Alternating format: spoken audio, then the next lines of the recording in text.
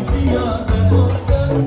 Ona baxtli aileler yaşayın merdanesiyle.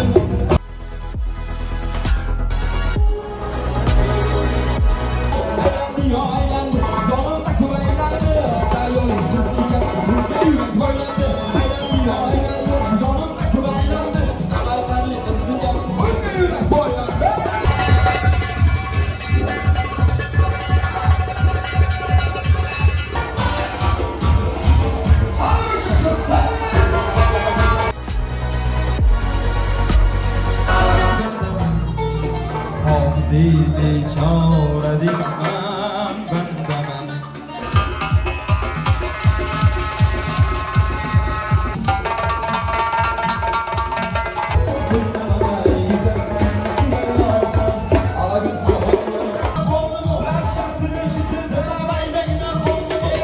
Canım benim, ana canım benim, alemde ikiyiz, yaganım benim. Baronu bileymen, onu bir keleymen, siz üçün bugün şu kadar köyleymen.